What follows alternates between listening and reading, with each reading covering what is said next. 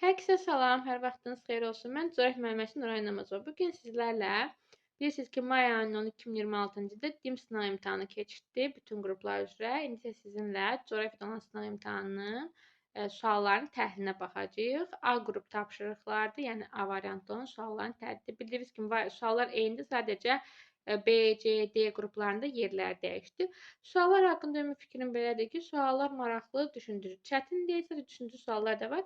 Mən də keçək indi sualların izahına. 31-ci sualdakı uyğunluğu müəyyən edin. Həm dəmiyə, həm suvarma ilə bağlı bir sualdır. Yadda salın, suvarma odur ki, ərazi düzəndir, quraqdır. Məsələn, Koroz ovalığı və burada nədir? Ərazilər suvarılır. Dəmiyə odur ki, suvarma olmadan əkinçilik, suvarma olmayanda hansı ərazilər olur? Ya rütubətli ərazi olmalıdır, iqlim cəhətdən, yaxud da dağlıq ərazi olmalıdır. Məsələn, Zərdab necə yerdir? Kirazda 11 oval ərazidir, rayonda. Ona görə burada yalnız suvarma həyata keçir. Demək 3-ə nə olar? 3-ə A variantı uyğun gəlir. İmtahan da bu şəkildə. Məsələn, 3-ə A olmayanları çıxaram. E variantı gedər, A variantını çıxdaş eləyərəm, B variantını çıxaram. Əsasən dəmiyə inkişaf edib deyir. Dəmiyə deyir hansı rayonlardadır? Gənclər, demək Daşkəsən, Gədəbəy, dağlıq ərazilər. Hansı ki, burada yalnız dəmiyə, yalnız demək, əsasən dəmiyə əkinçiliyi həyata keçir. Demək, 2-yə nə olar? B olar, C olar. 2-yə B ilə C də dedə yoxdur, cavab olur C variantı. Demək, həm dəmiyə, həm də suvarma deyirsə, bu da olacaq hansı rayonlar? Tovuz və Goranboy. Demək, 1-ə D, E, 2-yə B, C, 3-ə də A. Yəni 31-ci sualda doğru cavab C variantıdır. İndi isə keçdik 32-ci sualın izahına. Filiz faydalı qazıntılar qeyri-filizlər. Demişdim ki, bir sualda qəbulda həmişə dünyanın ehtiyatlarının olur. Daş kömür bilirsiniz ki, yanardır. Sonra deyir qalay filizdir, fosforit isə qeyri-filizdir. Qalay Wolfram qurşağı deyilir. Cənub-Şərqi Asiyadır, düzdürmü? Demək daş kömür nədir? Yanar. Yanarsa Rum rəqəmindən biri 3 qoyacağam. Qalay filiz isə 1 olacaq. Fosforit də qeyri-filiz 2 olacaq. Demək bu şəkildə uyğunlaşma olacaq. Demək 3, 1, 2 variant şəklində. Elə baxan kimi cavab əslində çıxır. İndi baxaq. Demək daş kömür dedik ki, yanardı və hardadır? Almaniyadadır, düzdürmü? Yəni Rum rəqəmindən 1-ə 3, C uyğun gəlir. Qalay filizdir. Demək 2, aiddir 1, aiddir hardadır? Cənub-Şərqi Asiyada, yəni Taylandı götürə bilərik. Fosforit dedik ki, nədir? Qeyri-filizdir. Rum rəqəmindən 3-ə aiddir 2. O da hardadır? Mərakeşdədir. Demək 3, 1, 2, yəni doğru cavab D variantı olur. Sadəcə gənclər, məsələn daş kömürün yanar olduğunu, qalayın filiz, fosforitin qeyri-filiz olduğunu bilməklə də demək bu sual doğru cavabını yazmaq olarmış. Maraqlı sual idi. Sonra keçdik 33-cü sualın izahına. Demək 33-cü sualda nə soruşur bizdən? Deyir ki, eksogen relyef formalı. Demişdim bir sualda Azərbaycanın endogen eksogenindəndir. Yenə də sınaqda da salıblar. Məsələn, baxan kimi nələri çıxdaş edə bilərəm? V şəkilli çay dərəsidir. V şəkildə var idi, U şəkildə var idi. V şəkilli çay dərəsi dağ çayındaydı. U şəkilli düzən ərazidir. Yəni V şəkilli çayda Mil düzü. Mil düzündə olmaz axı, dağlıq olmalıdır. Böyük Qafqaz, Kiçik Qafqaz ərazisi. Demək, baxan kimi görün bir səhvdir. Bir səhvdirsə A variantını atıram, E variantını atıram. Daha sonra gəlirəm nəyə? Məsələn, məndə deyir ki, meandr. Meandr nə idi? U şəkilli çay dərələri meandrlar idi. V şəkildə kanyonlar. Demək, meandrlar Koroz ovalı 5 düzdür. 5 düzdür, sonda D variantı da səhv olur. Baxın, artıq 2 variant. Baxırsınız ki, 3, 5, 3, 5 ikisində də var. 3 nədir? Kanyon var, dərə dağ çayı yansıdır. Demək, 3-ü götürəcəm, 5-i götürəcəm, düzdürmü? Sonra bedlentlər. Bedlent nə idi? Yararsız torpaqlar. Biz dedik ki, yararsız torpaqlar 3 yerdə var idi əsasən. Qobustan, Abşeron önündə, Aznaxır Cərəncədə, bir də Naxçıvan ərazisində var. Yəni 6 da nədir? Avtomatik səhv olur. İndi demək gəldik nəyə? 2 ilə 4-ə. Demək 4-də deyir ki, abrazion düzənliklər, Samur Dəvət çobalığı. Abrazion nə idi? Dalğanın gördüyü şeydir. E-yolda nədir? Küləyin fəaliyyəti idi, belə deyək. Yəni, abraziya Xəzər sahili ərazisi, dəniz sahilində olurdu. E-yolda külək də harada olurdu əsasən? Yenə ən çox, məsəl üçün, Xəzər sahili əraziləri göstərə bilərik. E-yol relyef yazı yaylasını verir. Ümumiyyətlə, e-yol yaylada ola bilər, düzdürmü? Abraziya nədir? Dalğanın fəaliyyətidir. Abrazyon düzənliklər biz əsasən hansı ərazilərdə demişdik? Baxın, indi gəlin sizə onu göstərim, daha yaxşı elə yadınızda qalsın. Baxın, məsələn, sırf bu sualın cavabı, baxın, buradakı bu hissədən gedirdi. Baxın, abrazyon hardadır? Samur dəvəçi, şollar, Yaşma, Cənub Şərqi, Salyan, Lənkəran, düzdürmü? Sonra dedik ki, Abşeron, Azot, Naxçıvan nə idi?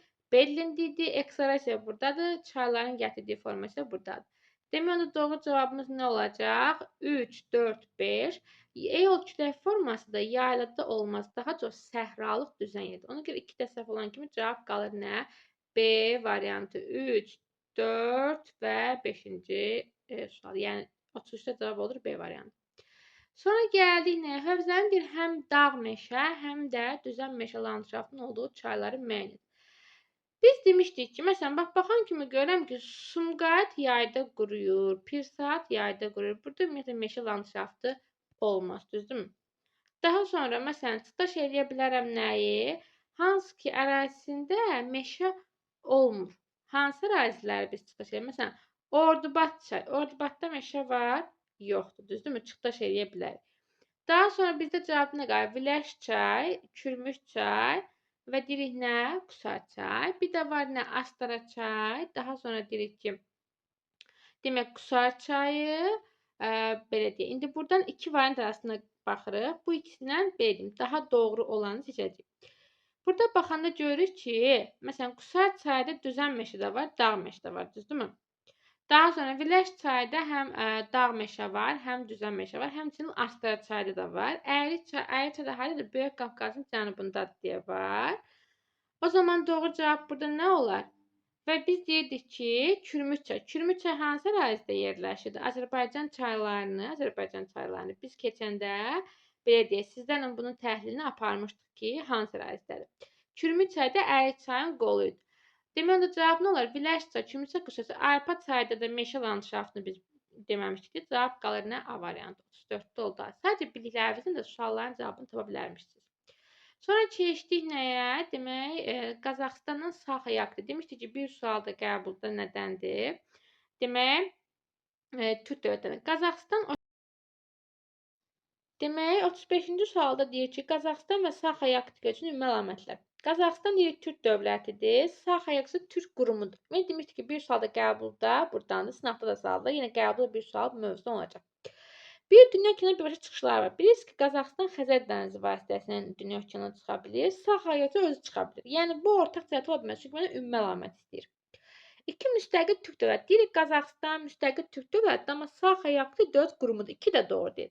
Demək, birləri, ikiləri variantdan atacağım. İmtahanda belə ki, birinci siqnal gedir ki, demək mən nəyə yazа bilərəm? 1, 2-lər get.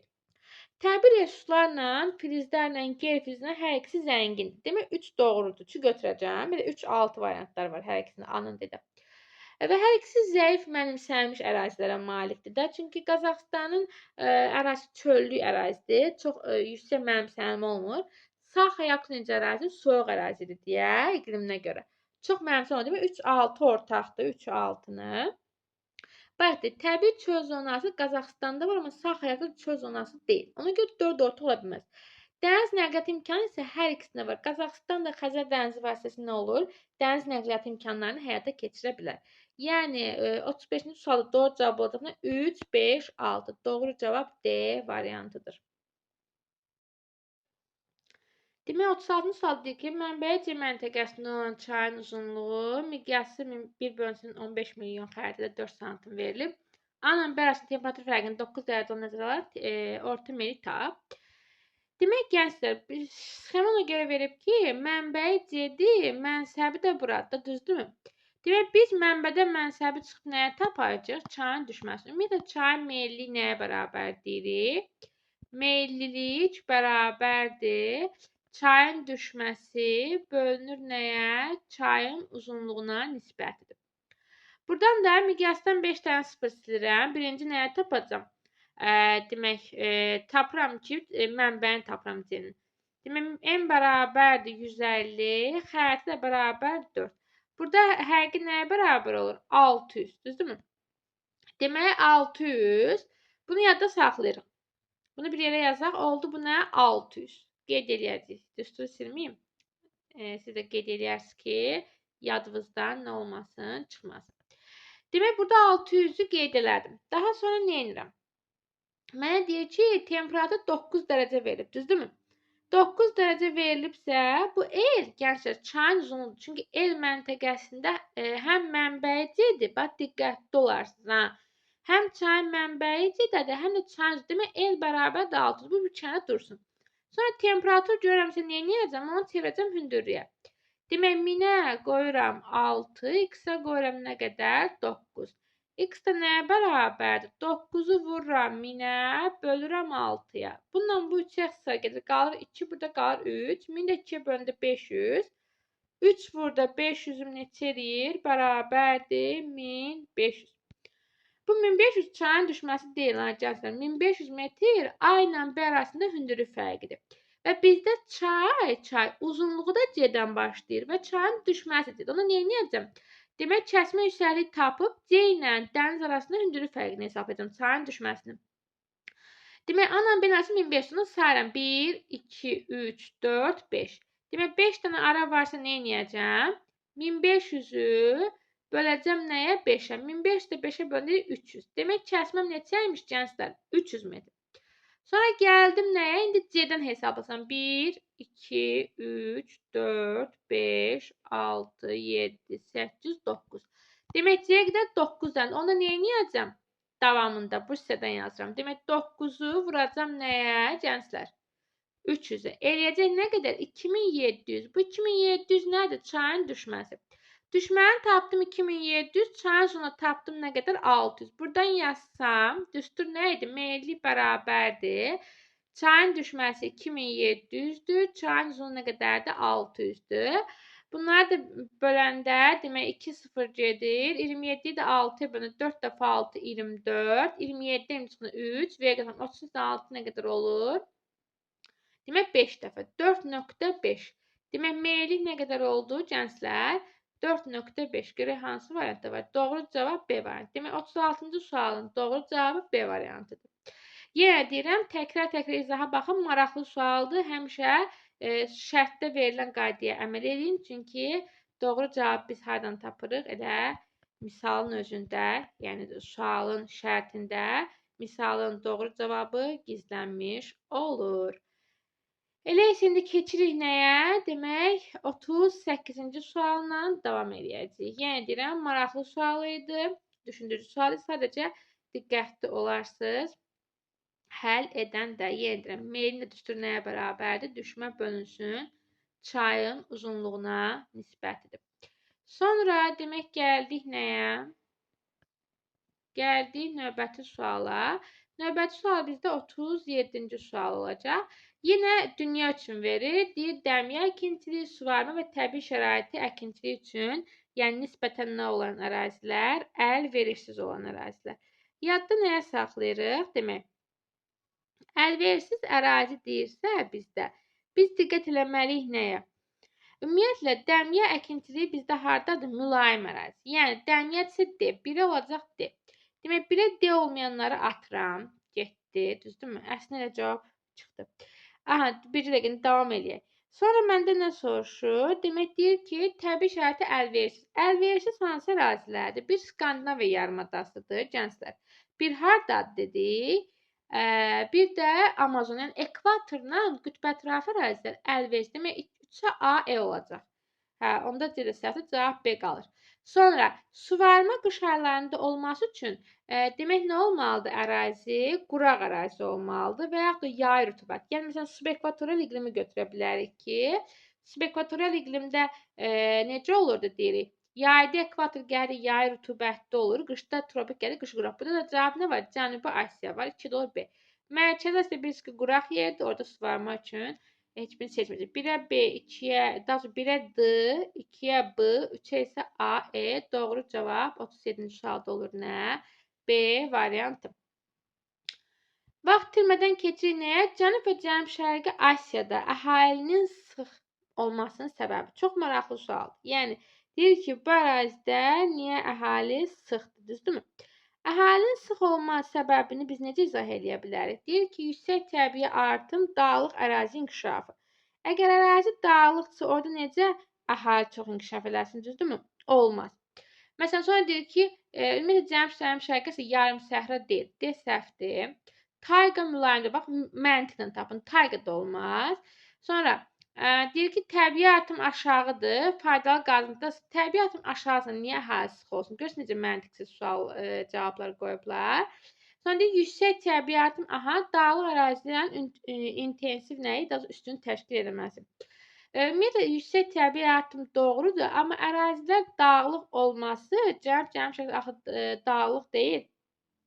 Ona görə burada hansını götürə bilərik? Təbii şərait əlverişlidir, çünki rütubətlidir, iqlim qışı quraqdır, yayı rütubət. Ona görə nə olur? Təbii şərait əlverişli olur. Bir də ki, ərazidə yüksək təbii artım olması, yəni A variantı. Maraqlı sual. Demək, Cənub Şərqi Asiya deyirik ki, təbii şəraitin əlverişliliyi və yüksək təbii artım. Sonra gəldik 39-cu suala. Deyir ki, burada iqtisadiyyatına həmsəhət olan rayonları deyir, seç. Baxanda görürəm ki, bura məndə nə adlanır? Şəki-Zaqataladır, düzdürmü? Bu hissədə hansı ərazi olar? Gənclər, bu hissədə baxanda görürük ki, bizdə hansı rayonlardır əsasən? Baxan kimi hiss olunur ki, demək, bu Gəncə Daşkəsən rayonudur, düzdürmü? Ümumiyyətlə, əgər Şəki-Zaqataladırsa, birinci nə götürə bilərik? Həmin ərazidə, məsələn, Akstafa, Goranboy bu hərəsinə aid rayonu götürməliyik. Məsələn, Gədəbəy, Qazax eyni birinə aiddir də. Məsələn, Şəki Tovuz deyir, düzdürmü? Sonra hansı ərazilər, məsələn, misal göstərir? Göygöl, Oğuz. Bu hissədə məsələn hansı rayonu götürə bilərik? Samuqla Qaxı götürə bilərik. Məsələn, burada Samuq ərazisi yaşayır. Burada isə Qaxla. Deyirik ki, nə ola bilər? Sərhəd ola bilər, düzdürmü? Daha sonra keçirik nəyə? Məsələn, burada Göygöl verib, Oğuz verib. Bu Göygölün həmsərhəddir. Xeyr. Və ya da Şəki verib, Tovuz verib. Tovuzla olmaz. Bax, burası Samuqdur. Demək, Samuqdur. Bu isə Qaxla sərhədi. Bax, bu ikisinin olduğu. Demək, o cavab nə?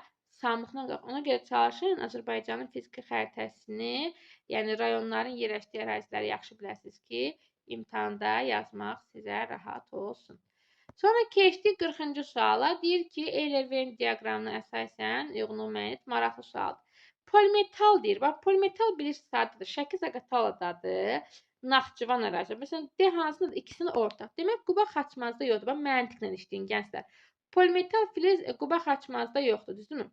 Qazax Tovuzda var. Məsələn, 4 yox. Demək, 4-lər, çünki D ortaqdadır polimetal. İkisində də olmalı. Ona görə 4 heç birində olmamalı. 4-ləri atıram. Bax, A variantı getdi, C variantı getdi, düzdürmü? Daha sonra mənə deyir ki, məsəl üçün meşə ehtiyatları var. Və yaxud da belə deyim, məsələn, mülayim istiqlim var. Mülayim istiqlim harda yoxdur? 2-də mülayim istiqlim var. Demək, 2-yə nə olmaz? Naxçıvanda mülayim istiqlim yoxdur. Demək, 2-yə Naxçıvan 5 götürə bilmərəm. 2-yə 5 bu da getdi. Baxırsınız, necə asandır. 2 variantımız qaldı. Sonra nə deyir mənə? Deyir ki, əhalinin milli tərkibi yek cinsdir. B birinciyə aiddir.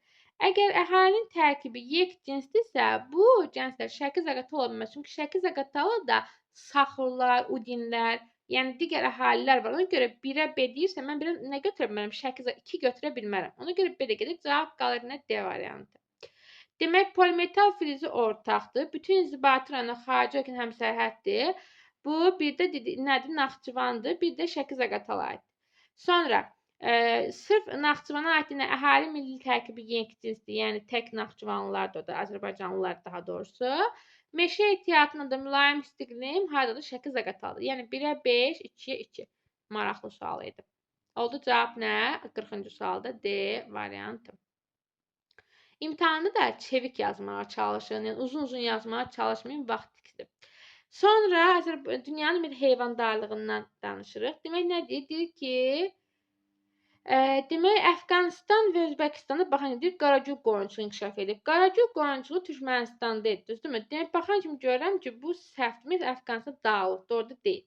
4 səhvdir, 4-ü götürəcəm. 4 olmayanlara baxan kimi nə edirəm? Atıram. Arıçılıq əslində subab və ap çəmənli, enli yarpaqlı meşədə inkişaf edir. Bu düzdür, gənclər. Arıçılıq subab ap çəmənli. Demək, bir də düzdür. Bir düzdürsə, 4 də səhvdirsə, elə səhvin yanında. Onu götürürəm. Cavab olur, nə də 1, 4. 2-də deyir, əmtəə tipi təsərrüfata aşağı məhsullara malik ekstensiv əkinçilik və otlaq heyvandarlığı. Əksinə, əmtəli pul idi. Pulla da sinans olmalı idi. İntensiv olmalı. Demək ki, səhvdir deyək. 2 ilə işim yox, götürməyəcəm. Fransa və Avstraliya buğda ixalçılarıdır. Belə deyək, deyirik ki, bu nədir? Bu elə belə deyək, yanlışda verilibsə, bunu da götürməyəcəm. Yəni yanlışda verilibsə götürürsən, bu əgər düzdür, yanlışda verilibsə səhv olur. Bunlar da ixalçı deyil, düzdür, amma səhvdir deyil, götürmürəm. Ona görə cavab olur nə? Elə 1 ilə 4 D variantı. Sonra keçdik nəyə? Deyir ki, verilmiş diaqram əsasən iqlim tipinin formalaşdırılır. Mən sizə demişdim ki, 1400 görürsünüzsə birin hansı ərazisidir? Lənkəran ərazisidir. Və Lənkəranda hansı iqlimidir? Yay quraq keçən mülayim isti iqlimidir. O da harda var idi? Lənkərandaydı. Sonra demişdi, Böyük və Kiçik Qafqazın cənub-şərq hissəsi. Məsələn, baxan kimi Samur Dəvəti yarım sərhədə atdım getdi. Arazboyu yarım sərhədə atdım getdi.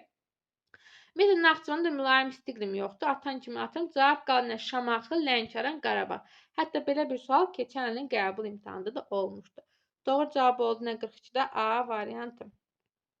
Sonra, demək deyir ki, Kür boyu yerləşən Demək 43-cü sual deyir ki, Kür çayı boyu yerləşən inzibati rayonları qərbdən şərqə doğru düz. Qərb deyirsə, yəni Azərbaycan qərbindən Xəzər dənizi doğru düzdür. Salyan, Ağdaş, Kürdəmir, Zərdab. Qərbdən şərqə deyirsə, demək Ağdaşdan başlayacağım 2. Sonra gələr nə? Zərdab 4. Daha sonra gələr Kürdəmir. Ən sonunda isə Salyandır. Xəzərə yaxın yerləşir. 2, 4, 3, 1. Bu da olur nə? B variantı. Demək 43-cü sualda doğru cavab nədir? B variantıdır. Sonra demək 40 gündə ölümü günü deyir xəritədə göstərilən rəqəmlər üçün doğrudur. Günəş cənubda zenitdədir. Cənubda zenitdəsə baxaq. Demək bura bizdə A-dır, bura bizdə B-dir, bura C-dir, D-dir, E-dir. Deyir ki, E məntəqəsində gündüzün uzunluğu deyir C-dən qısadır. Günəş cənubda olduğu üçün E də şimaldadır. Və C ekvatorda olduğu üçün C-də günün uzunluğu E-dən daha çoxdur. Burada deyir ki, gündüzün C-dən daha qısadır E-də. Bəli, E-də azdır, C-də çoxdur. Demək, bir düzdür. B və E məntəqələrində gecələr gündüzdən qısadır deyir. Baxaq. B və E-də gecələr gündüzdən yox, gündüzlər gecədən qısadır. Çünki günəş cənubda da şimalda olan 2 səhvdir. Bizə deyir ki, D məntəqəsinin gündüzün 24 saatdan azdır. Əksinə 24 saat gündüz. Çünki günəş cənubdadır, cənubda qütb gündüzü olur. Demək, bu 3 də səhv. 4-də nə soruşur məndən? Deyir ki, şarqı dirəyin kölgəsi günorta vaxtı B məntəqəsində C məntəqəsindən uzundur. Bəli, niyə? Çünki B əks yarımçı olduğu üçün, məsəl üçün kölgə C daha azdır, nəinki B-də. Bu da düzdür. Bunu da götürəcəm. Sonra deyir, A məntəqəsində günəş görmür. Bəli, çünki qütb gecəsidir, qütbdədir. Demək 1, 4, 1, 4, 5. Baxaq görə başqa nə var burada? Sonra nə verir mənə? Deyir, A məntəqəsində qütb gündüzü, D-də qütb gecəsidir. A-da əksinə qütb gecəsidir, D-də gündüzüdür. Burada D-də gündüz olmalı, A-da gecə. Demək, A da səhvdir.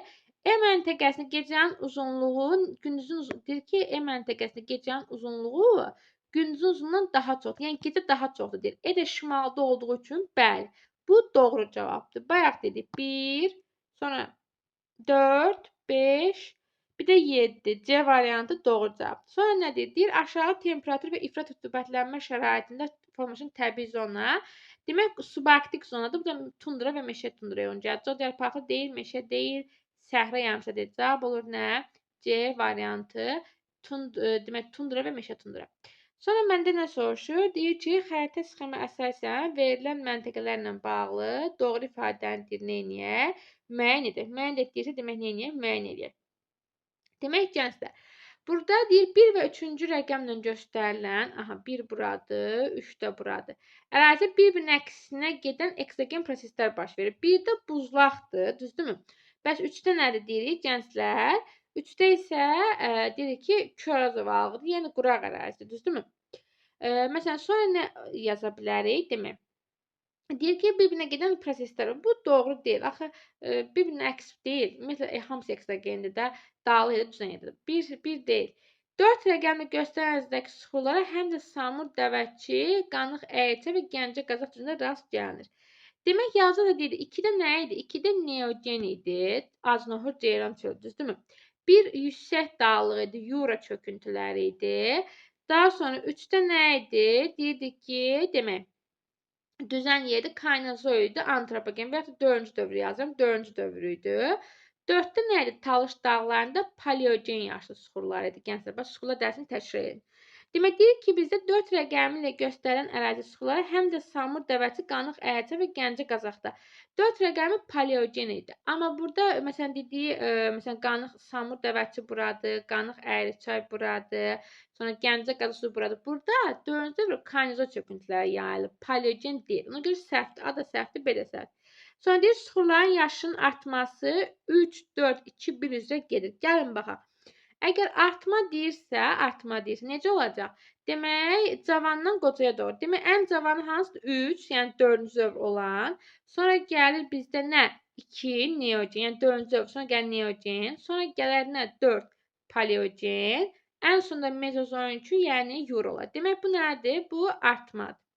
Artmadır. Azalma isə əksinə olar, düzdürmü? Yəni 1, 4, 2, 3 də olar nə? Bizdə azalma sırasından. Demək 3, 4, 2, 1 ardıcılığı yaşın artması deyir.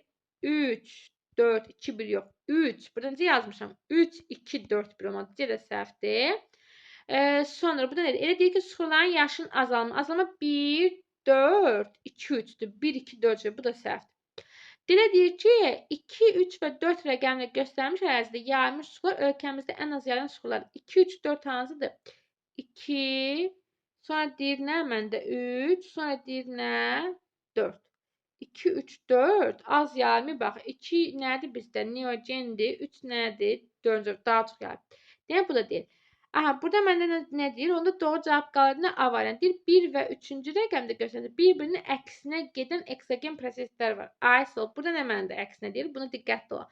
Yəni, burada deyir ki, birincidə bizdə soruşur ki, necə yerdir? Nival buzlaqdır. 3 isə düzən yerdir, quraq yerdir. Demək, nədir? Bir-birinə əks. Çünki digər variantlar uyğun gəlmir. Doğru cavab olur nə? A variantı. Bu da Azərbaycanla bağlı nə idi? Suxurların təhlili idi. Maraqlı sual idi, gənclər. Maraqlı, düşündürücü suallar idi. Demək, 47-ci sual nədir? Deyir, AB istiqamətində müşahidə olunan hansı xüsusiyyət? Deyir, CD-də müşahidə etmək olmaz. 23 sentyabr və 22 dekabr tarixlərində günorta vaxtı kölgənin uzunluğunun nə olması? Artması. Bu etmək olmaz. Çünki məsələn 23 sentyabrda şimalda payız, cənubda yazdır. Eyni ilə 22 dekabrda da cənubda gündüzdür, şimalda gecədir. Belə deyək. AB-də 22 dekabrda gecədirsə, CD-də günün uzunluğu daha çoxdur. 23 sentyabrda AB-də payızdırsa, CD-də nədir? Yazdır. Digərinə də baxaq, daha dəqiq olsun təhlil. Demək deyir ki, 22 dekabr tarixində günəşin zenitdə olması. 22 dekabrda günəş burada zenitdədir. Yəni müşahidə olunur CD-də, düzdürmü? Sonra yerin öz oxu ətrafında fırlanma sürətinin azalması. Yerin öz oxu sürətinin azalması hər ikisində də var. Çünki eyni məsafədədir. Bu da deyil. Savana seri meşələr hər ikisində də rast gəlinir.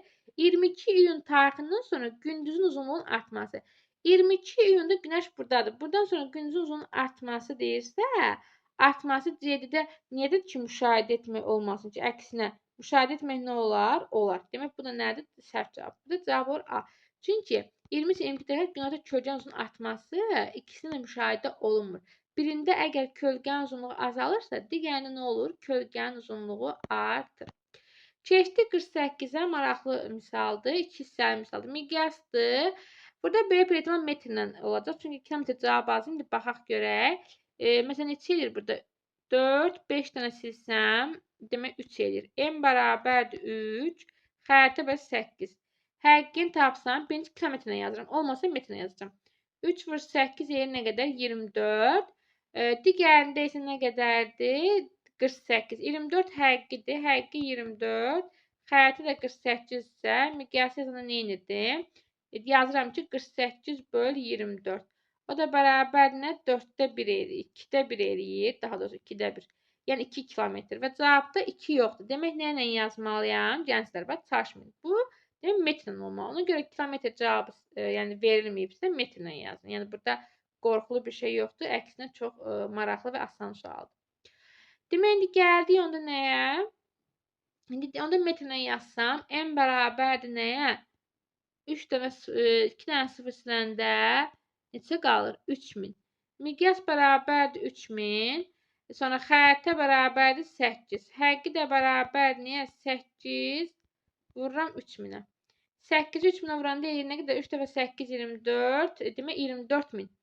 24000 həqqimizdir. Xəritə də bərabərdir 48-ə. Onda nə edirik? Miqyası tapanda 48-i bölürük nəyə? 24000-ə. Burada da ki, demək 24000-i 48-ə bölürük. Gənclər bilirsiniz. Həqqini xəritəyə 1 bölək. 24000-i də 48-ə bölsəm, gəlin sizin üçün bölüm. 24000-i də 48-ə bölsəm eləyir nə qədər? 500. Demək olur nə qədər? 500. Yəni 500-də 1. 1 bölünsün 500 və yaxud da 1 santimə 500 metr. O cavab verir nə? E variantı. Demək doğru cavab 48-də oldu nə? E variantı. 48-də oldu E variantı. Keçdi 49-a. Demək 49-da bizdən nə soruşur? Deyir ki, yağıntıların orta miqdarının coğrafi enlikdən asılı qrafikini müəyyən edin. Bilirsiniz ki, yağıntılar harda olur? Əsasən ekvatorla mülayimdədir. Ona görə də baxaq görək ekvatorla mülayimi yağıntılı götürəcəyik. Qütblə tropiki daha az yağıntı. Məsələn, baxanda görürəm ki, A-da ekvatorla qütbü yağıntı verib olmaz. B-də ən az ekvatora yaxın ərazisi olmaz. C-yə baxanda görürəm ki, 2000 ən çox bəli ekvatordadır. Bir də mülayimdə baxın 45-60. Yağıntı çoxdur. Tropikdə çox azdır, qütbdə daha az olur da. Bəli, doğru cavab C variantıdır burada. D-də məsələn tropiki çox yağıntı verib, qütbü çox yağıntı verib olmaz. E-də də yenə ekvator yağıntı verib. Sonra nə verib bizdə baxanda görürük ki, demək burada bir dəqiqə dəqiq bax. Məsələn, bir C qalıb yanında, bir də E variantı. İkisinə də dəqiq təhlil aparsam, baxaq görək ən yaxşı hansıdır. Burada fikir versəm, ən az məsələn, mən E fikir vermədim. C-də 1000 verib. Amma tropikdə 1000 olmaz axı. Ona görə E-ni götür. Çünki ən azdır. Bax 500-dən də aşağıdır. Ona görə doğru cavab E variantıdır. Həmişə diqqətli olun gənclər, yaxşı. Burada E daha doğru cavab uyğun kimi gəlir. Daha doğru cavab E. Burada olacaq nə? E variantı. Sonra demək, adi nəsə mexaniki səhvə üzr istəyirsiniz. Çünki sualları əvvəldən təhlil etməmişəm. Nə dedim sizlə bir yerdə video şəklində təhlil edeyim ki, sizə də rahat olsun. Demək, sonra deyir ki, Cənub-Şərqi Asiya ölkələrinin əksərində demək nədir deyir? İnkişaf demək. Əksərində inkişaf nəyi? İnkişaf etməməyinin, daşı yox. İnkişaf etməkdə olan ölkənin iqtisadi, coğrafi mövqeyinin nəticələrini soruşur məndən. Baxaq görək, deyir, sahil suların duzluğunun artması. Cənub-Şərqi Asiyada duzluq çox deyil axı. Bu doğru deyil. Yəni, iqtisadi, coğrafi həlli deyil inkişaf etməkdə olan ölkənin. 1 olmaz. 1-ləri atarım. 1-ləri atan kimi 3 variant getdi. Yaponiya, Avstraliya, Cənub-Qərbi Asiya ölkələrinə gedən mühüm hava və dəniz yolları keçməz. Bəli, Cənub-Şərqi Asiya ölkələri, məsələn, Taylanddır, Vyetnamdır, bax bu ölkələrdir. Onlar ki, əkinçinin inkişafı məhdudlaşmışdır. Əksinə əkinçilik çəltikdir, çaydır. Burada çox yaxşıdır. 3 də səhv. Sonra xarici sərmayələrin cəlb edilməsinə əlverişli imkan yaranır. Bu da doğru cavabdır.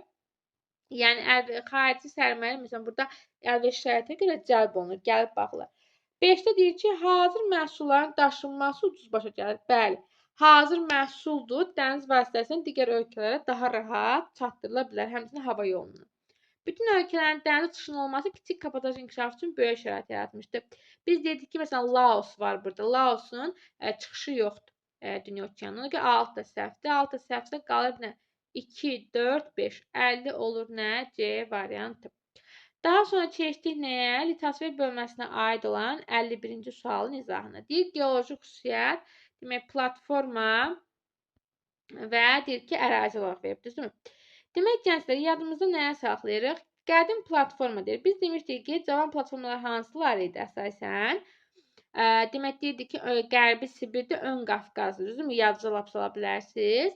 Məsələn, qədim platforma deyəndə, məsəl üçün, Qviana yaylasını götürmək olar, Beni. Bir nəyə götürmək olar? Bir də götürmək olar, demək, gənclər, nəyi götürə bilərik, məsələn, hansı əraziləri? Bir də Şərqi Avropa qədimdir. Sonra nəyə götürə bilərik? Demək, Qiyasın-Qınalsa Anadolu, bax Türkiyənin. Lap heç imtahan yadınızdan çıxsa bildiyiniz. Məsələn, Qiyasın-Qınal Anadolu Türkiyədir. Bilirsiniz ki, Anadolu. 2 A olmayanları ataram. Məsələn, A-nı ataram. Düzdürmü? Məsələn üçün N-i ataram. 2 A yoxdur deyə. Daha sonra məsələn, Qərbi Sibirdir, Ön Qafqaz, Turaydır. Bunlar nə cavab olmalı? Demək, 3-ü nə olmalı? D olmalı. 3-ü D olmayanda ataram. Onda C də getdi. Qalır baxın B ilə D arasında. Görürsünüz necə maraqlıdır, necə asan olur. Daha sonra gəldik nəyə? Dedik Qərbi Sibirdir, Ön Qafqazdır. Bir də demək dedik hansıdır? Qərbi Sibir, Turan, Ön Qafqaz. Demək digəri yoxdursa heç nə. Bir dənə 3-ə D uyğun gəlir. Sonra gəldik nəyə? B, məsələn C-ni uyğunlaşdırdıq. Sonra gəldik demək nəyə baxırıq? Gənclər, Qiyasında dedik Anadoludur. Bir də hansı Cavan dağlar, Kaskad dağları. Kaskad dağları yadınıza gəlir. Hansı Kartler dağlarındadır. Bu demək E də buna aid. E də buna aidsə biri olacaq nə? BC, 2AE, 3də D. Deyəsən bu variantdır. Hə, E ilə C-ni tam görə bilmirəm. 1 BC-dir, 2 AE-dir, 3 də D. Elə olur D variantı. Maraqlı sualdır. Sonra gəldik iqlim mövzusuna. Gənclər, demək İqlim mövzusunda nədir? Günnüt qapıcıq. Günnüt qapıcıq Naxçıvandır. Naxçıvan sonra mülayim iqlim yoxdur. Mülayim iqlimləri çıxarın. Bax, biri A olmaz. Biri A varsa at getsin. Sonra B də olmaz. Çünki mülayim iqlim B də olmaz. Sonra qışı quraq keçən soyuq da yoxdur orada. Burada E hansıdır? E düşən.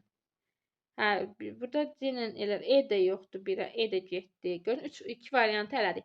Sonra məsələn qanıq əritədi nədir? Qışı quraq keçən mülayim iqlimdir. Lənkəranda hansıdır? Yay quraq. Lənkəranda yay quraq keçən mülayim iqlimdir. 3-ə B-dir. Daha sonra qanıq ərisi qışı quraq keçən mülayim iqlimdir. Onda 2-yə də A-dır. Daha sonra gəlirəm nəyə? Naxçıvanda hansıdır buradakı iqlimlərdən? 1, 3 dənə iqlimi var idi. Qışı soyuq keçən yarımsəri və quru çöl idi. Sonra yay qıra keçən soyuq idi. Bir də bütün fəsildə bol yağıntılı soyuq var idi. Düzdürmü? Daha doğrusu dağ tundra iqlimi düz istəyirəm. Demək hansılar idi Naxçıvan? Dedik ki, demək qışı soyuq keçən yarımsəri və quru çöl. Sonra gəlir yay qıra keçən soyuq. Bir də dağ tundra var. Naxçıvanda bu 3 dənəsi var. Yadınızda təkrar edin. Yadınızda saxlamayacaq təkrar. Sonra Günnüt qapıcıq Naxçıvanda hansıdır? Yay qıraq keçən soyuq. Demək 1-ə C, 2-yə, 3-ə də B. Yəqin ki, bu variant olacaq. Çünki digərləri uyğun gəlmir. 50-də cavab oldu nə? E variantı. Sonra demək keçdik nəyə gənclər? 53-cü suala. 53-cü sual deyir, havanın temperaturu 20 dərəcə Selsidə bir kubda doyma həddinə çatıb 10 dərəcə. Ayrılan su buxarı neçə qram olar? 20 dərəcədə bu qədər edib. Demək, bu da maraqlı sualdır gənclər. Bu necə həll edirik? Demək, burada 20 dərəcədə nə qədər su buxarı saxlayırdı özündə? Demək, 17 qram. 10 dərəcədə 9 qram. Onda 10 dərəcə soyursa, bayaq 17 saxlayırdı. İndi 10 dərəcə soyursa 9 qram. Onda 17-dən 9 çıxanda nə qədər qalır? 17-dən 9 çıxanda 8 qram, düzdürmü? Baxın, necə elədim? 17 qram 20 dərəcədədir. Demək, 10 dərəcədə 9 qram. Onda fərq nə qədər edir? 8 demək qram. 8 qram edirsə, burada məndən nə soruşur? Deyir, su buxarı neçə qram olar? Bu qədər sadə. Cavab olar 8 qram. Heç həllə ehtiyac yox imiş. Cavab oldu 8 qram. Bəli, doğru cavab 8. Sonra gəldik nəyə? Demək, sxemasının doğru olmayan regionlara. Regionlara gəlir, deyir ki, Cənub-Qərbi Asiya, demək, nədir deyir? Qərbi Avropa. Neftdir, düz deyir. Cənub-Qərbi Asiyadan Qərbi Avropaya neft daşınır və dəniz yolunu. Başqanı daşına bilməz. Bu düzdür. Sonra deyir, Cardan Yaponiya daş avtomobil. Gör necə mənasız sualdır. Avtomobil necə daş kömür daşınsın? Demək, bu səhvdir. Mənə doğru olmayan deyirəm. Bax, diqqətli ol. 2-ni götürəcəm. Sonra deyir ki, ABŞ-dan Qərbi Avropaya daş kömür dənizlə daşınır.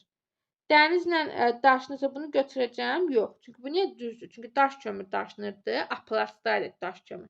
Dənizlə. Bu da düzdür. Mənə səhvlər deyir. Bax, diqqətli ol. Sonra deyir ki, Avstraliyadan Braziliya boksit dənizlə daşınır. Ümumiyyətlə, gənclər, biz deyirik ki, Avstraliyanın özündə də boksit var, Braziliyanın özündə də boksit var. Niyə bir-birinə boksit daşısınlar ki? Çox absurddur, yəni çox mənasızdır, düz deyil. Amma 4 dəqiqə, çünki səhv soruşur.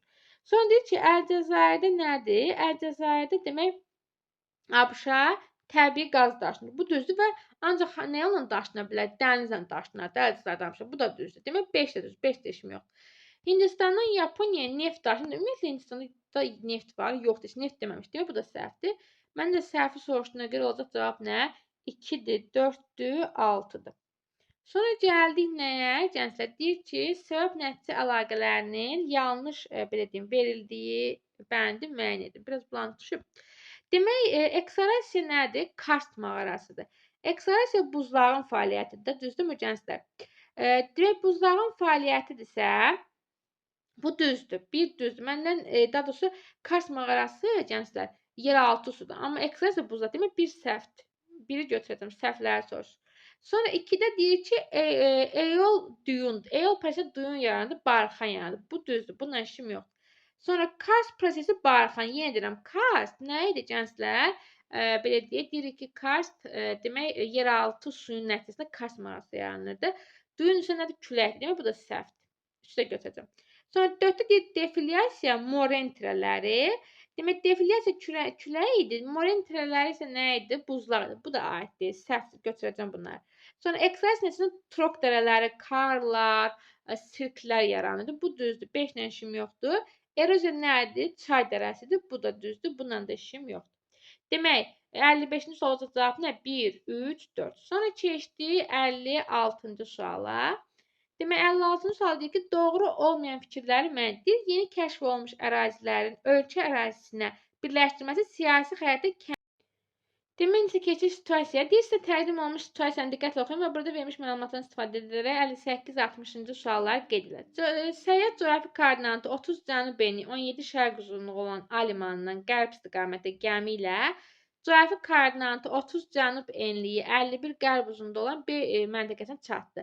Səyyahın məlumdur ki, onun hərəkət edib paralel boyu yerin öz oxatlarında hərəkət sürəti 1447.5 km/s saata bərabərdir. Bu limanlardan A limanına aid olan materik yeganə inkişaf etmiş ölkənin ərazisində, B limanına aid olan materik həm sahəsinin, həm də əhalisinin sayına görə ən böyük ölkədə yerləşir. Hər iki liman eyni B limanının sahilində isə isti okean cərəyanı keçir. Səyyah B limanına çatdığı tarix bu liman şəhərində yay fəslinin başladığı gün idi. Deyir, limanın yerləşdiyi ölkəni müəyyən edib, cədvəldə adını yazın və həmin xəritə sxemində nə edin? Demək, qeyd edin. 30 cənub enli idi dedik, düzdürmü? Və 17 də şərq uzunluğudur, bir məntəqəmdir. Digəri yenə 51 qərbdir, gənclər, 30 cənub enli idi. Ümumiyyətlə 30 cənub enli, 17 şərqin kəşdiyi yer cara düşür. Demək, ölkə 58 olar, car olar. Daha sonra nə istəyir? Və 51 qərblə 30 cənub enli də Braziliya düşür. Demək, Braziliya və nə? Car ölkə olaraq deyir. İndi belə deyək, yəqin ki, elə bir cədvəl verib, indi burada yoxdur. Sonra nə soruşdu? Məndə deyir, hərəkət istiqamətini tapmalıydım. Tapmaq üçün necə eləmədim? 1447.5 deyil. Bayaq dedi, yerin öz oxatına fırlanma sürəti tapanda onu nəyə vururduq? 15-ə bölürdük. Yəni 1447.5 bölürəm nəyə? 15-ə. Eləyir nə qədər? 96.5. Demək, paralelin qiyməti nə qədər idi, gənclər? 96.5 idi. 96.5. Və mən baxıram ki, 17 şərq, 51 də qərbdir, düzdürmü? Bunlar arasındakı məsafəni tapmaq üçün nə etməliyəm? 17 ilə, demək, 51-i toplayıram. Eləyir nə qədər? 68. Demək, 68 də vuracam nəyə? 96.5-ə ki, görüm nə qədər kilometrə, çünki məsafə istəyir. Yəni 96.5-i də vururam nəyə?